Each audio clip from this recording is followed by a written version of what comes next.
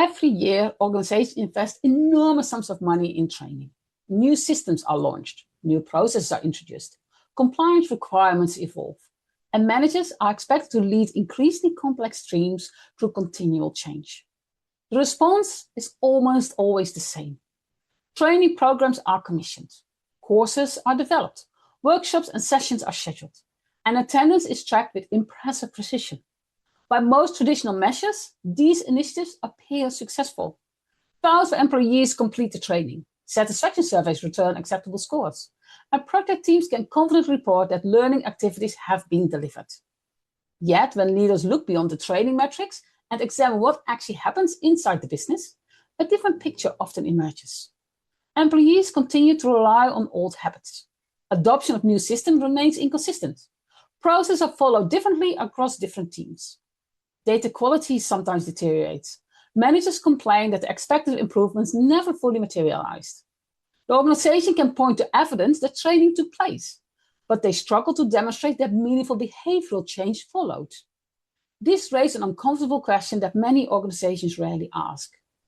What of the problem is not the amount of training being delivered, but assumptions sit behind how the training is designed. For decades, corporate learning was largely built around a simple but very flawed premise. We assume that if people are given the information they need, they will naturally apply it when the moment arrives. This assumption is so deeply embedded in organizational thinking that it often goes unchallenged. Training programs are constructed around the transfer of knowledge. Subject matter experts identify what employees need to know. Instructional materials are created to communicate that knowledge. And success is measured by whether the information was delivered. The underlying belief is that understanding will naturally lead to action. The reality of human behavior is considerably more complex.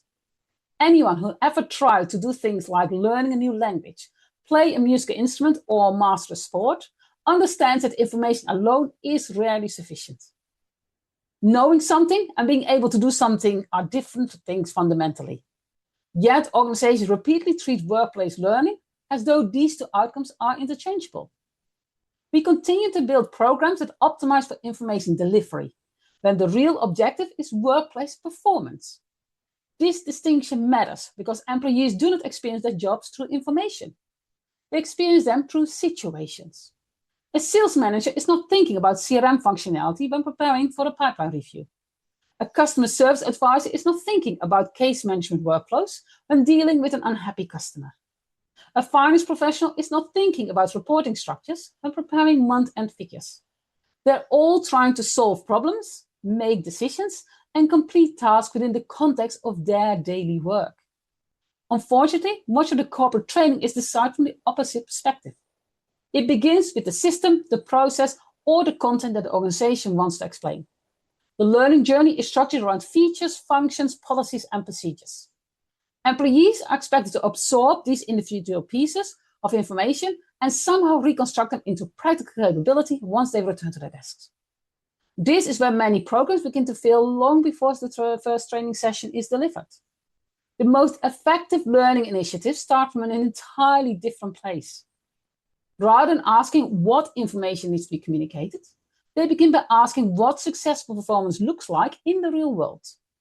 They identify the decisions employees must make, the tasks they must complete, the conversations they must have, and the outcomes they must achieve.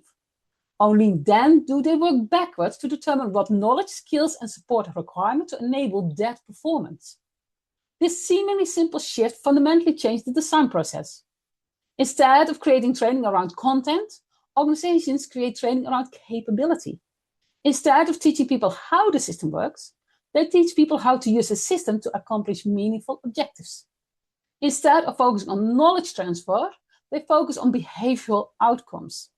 The implications of this approach become particularly apparent when examining one of the most common features of corporate learning, the extended training session. Across countless organizations, there remains an assumption that more content requires more training time. New functionality leads to longer workshops. Complex processes lead to full-day training sessions. Major transformations often result in employees spending hours, sometimes days, in classrooms or virtual meetings attempting to absorb large volumes of information. From an organizational perspective, this feels entirely logical. If people need to learn more, surely they need more time to learn it. The problem is that human cognition does not operate according to project plans. Research into learning and memory has consistently demonstrated that attention, retention, and recall all decline when individuals are exposed to large quantities of information in a very short period. While participants may leave a session feeling informed, much of what they encounter is never successfully transferred into long-term memory. In practical terms, organizations often mistake exposure for learning. Employees have seen the content, but seeing something once is not the same as developing competence. The challenge is compounded by the fact that many training programs occur before employees have an immediate opportunity to apply what they have just learned. Knowledge that's not used quickly begins to fade equally quickly. Concepts that feel clear during training become increasingly difficult to recall later on.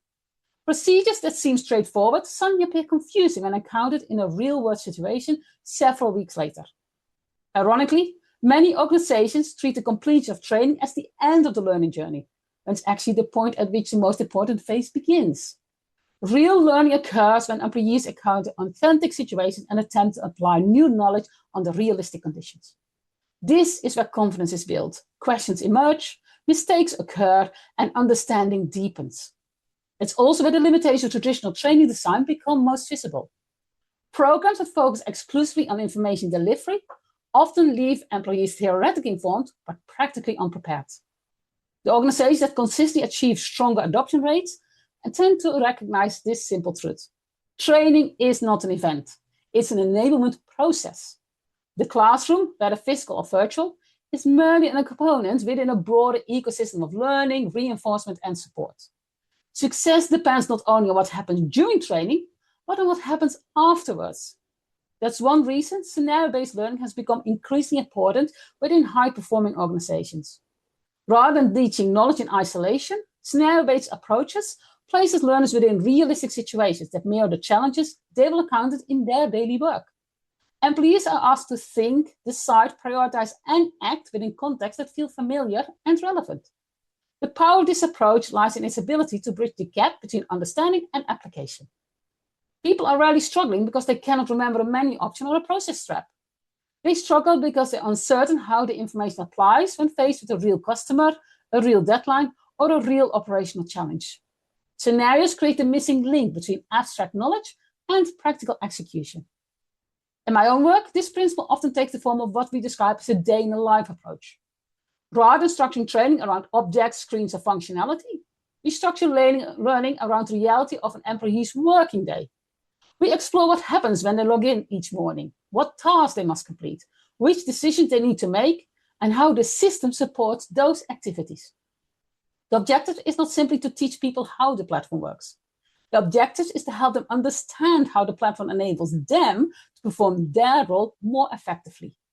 That distinction may appear subtle, but it represents one of the most important shifts organizations can make when thinking about learning and adoption.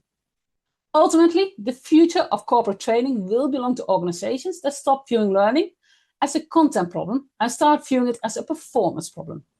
The question is not whether information was delivered. The question is whether employees can consistently perform in ways that create value for the organization.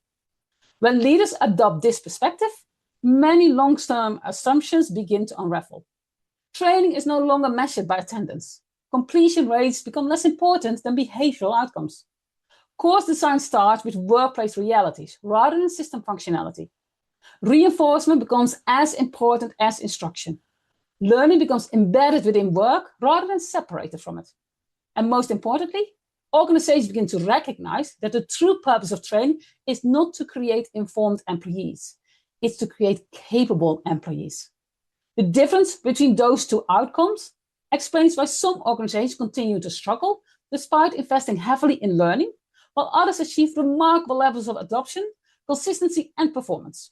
One group designs training to transfer information, the other designs learning to enable success. The gap between those two approaches is far larger than most organizations realize, and it may be one of the most overlooked drivers in organizational performance today.